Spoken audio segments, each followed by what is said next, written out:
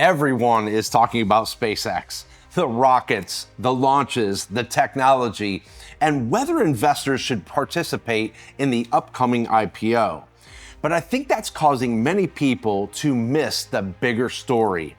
Because history suggests that when a transformational industry emerges, the biggest opportunities often extend far beyond the company making the headlines. Think about the automobile. It wasn't just about Ford.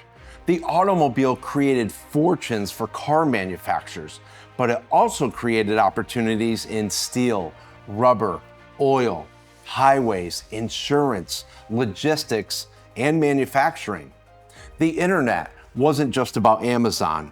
It created a demand for semiconductors, networking equipment, fiber optics, software, cybersecurity, cloud computing, and also data centers.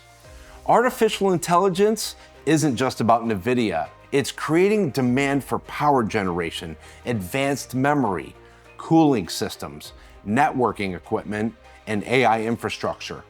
The pattern is remarkably consistent.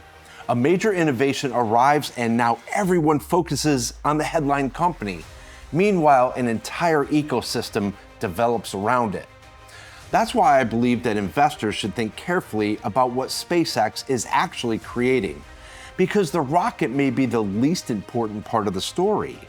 What SpaceX has really done is dramatically reduce the cost of accessing space. And when the access becomes cheaper, entirely new industries become possible. Let's take a look at these and you'll understand so much more. Consider satellite connectivity. For decades, communication depended largely on towers, cables, and physical infrastructure.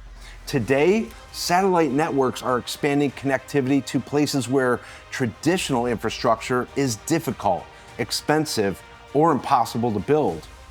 Remote communities, commercial airlines, cargo ships, military operations, emergency response teams, energy infrastructure. Global communications increasingly rely on connectivity that extends far beyond traditional networks. Next up, let's take a look at Earth observation.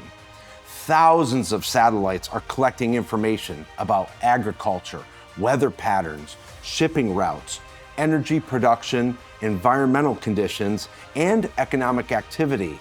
In many cases, the real value may not come from the satellite itself. It may come from the data, because data often becomes intelligence, and intelligence becomes economic value. Here's another one that investors often overlook: space infrastructure. As activities in orbit increase, demand grows for tracking systems, communication networks, cybersecurity, software platforms, and traffic management technologies. Much like roads, railways, ports, and data centers support economic activity here on Earth, space requires its own supporting infrastructure. The aerospace and defense sector may be one of the biggest beneficiaries of all.